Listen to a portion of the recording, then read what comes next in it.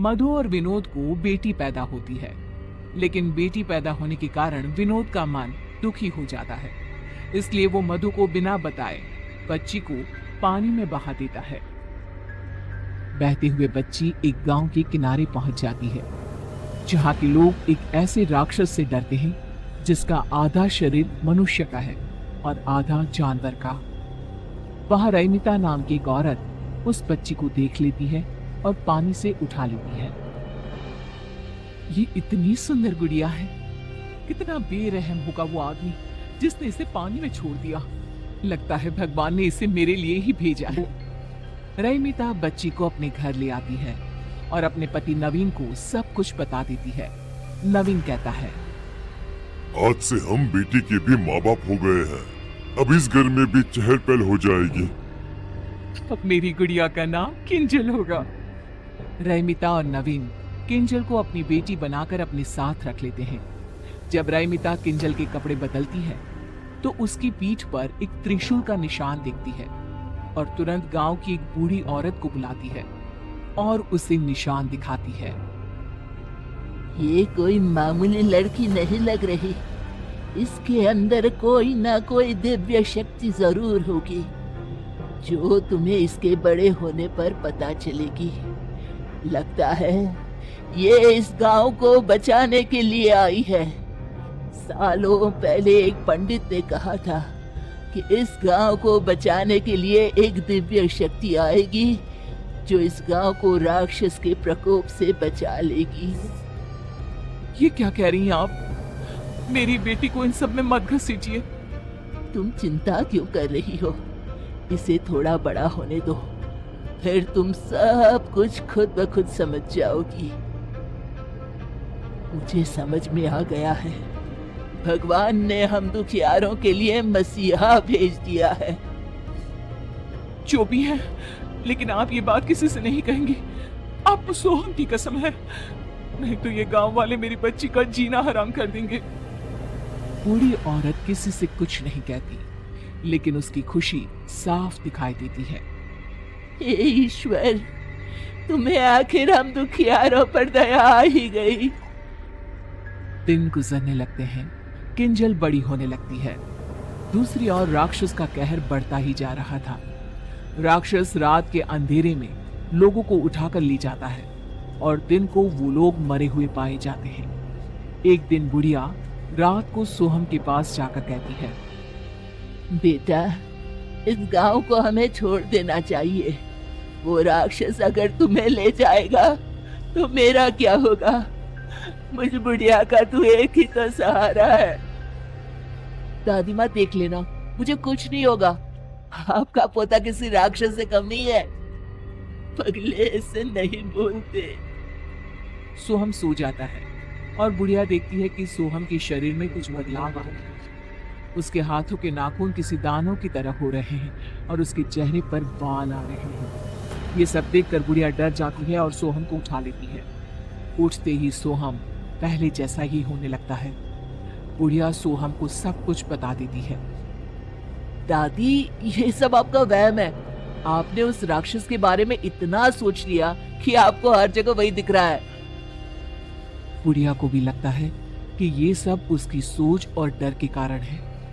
उधर नवीन एक गाड़ी से टकरा जाता है और उसके पैरों की हड्डियां टूट जाती हैं। रैमिता किसी तरह उसे अस्पताल में दाखिल करवाती है।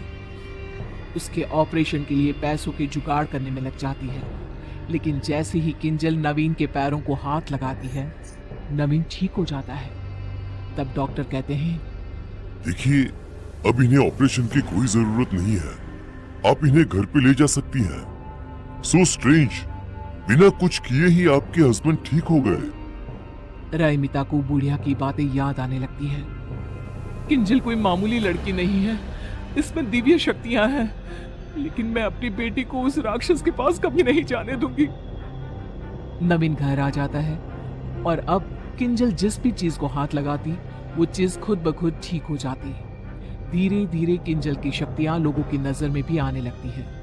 एक रोज किंजल के जन्मदिन पर बुढ़िया सोहम के साथ रैमिता के घर आती है। तब रैमिता कहती है, अम्मा जी, अब तो खाकर ही जाइएगा, ऐसे मैं नहीं जाने दूंगी आपको।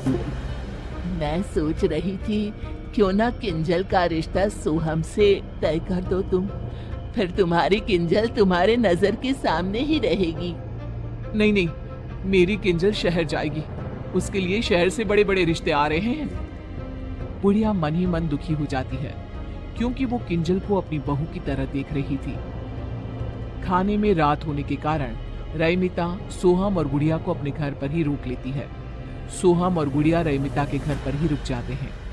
आधी रात को जब रईमिता पानी पीने के लिए उठती है तो वो देखती है कि किंजल कमरे में नहीं है। रईमिता तुरंत पूरे घर में देखती है, लेकिन किंजल कहीं नहीं मिलती। रईमिता रोने लगती है और नवीन को उठाकर कहती है, हमारी किंजल कहीं नहीं मिल रही है। कहीं कहीं उसे वो राक्षस उठाकर ले तो नहीं गया होगा। मैं मर जाऊंगी, मेरी किंजल को कुछ भी हुआ तो। बुरा क्यों सोचती हो? इतने में बुढ़िया आकर कहती है, मेरा सोहम भी नहीं मिल रहा। लगता है दोनों बच्चे उस राक्षस के हत्थे चढ़ गए हैं। चलो उस जंगल की ओर चलते हैं जहाँ वो लोगों को उठाकर ले जाता है। आप दोनों यहीं रहिए, मैं जाता हूँ। अगर वो राक्षस आप दोनों को भी ले गया तो मैं क्या करूँगा? मैं जी कर भी क्या करूँगी? मेरे लिए सब कुछ मेरा पोता ही तो है। मुझे भी ले चलो। तीनों जंगल की ओर चलते हैं, लेकिन रास्ते में किंजल और सोहम कहीं दिखाई नहीं देते। बुढ़िया सोहम सोहम चिल्लाती जंगल में चली जाती है और देखती है कि किंजल भाग रही है और राक्षस उसके पीछे है। किंजल, मेरी बच्ची, तुझ में दिव्य शक्तियां है।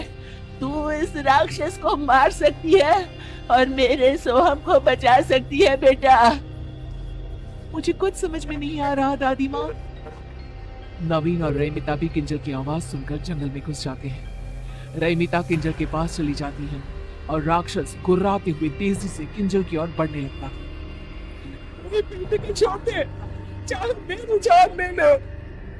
राक्षस रईमिता को मारने आता है और किंजल अपनी माँ को बचाने के लिए चाकू राक्षस को मार देती है।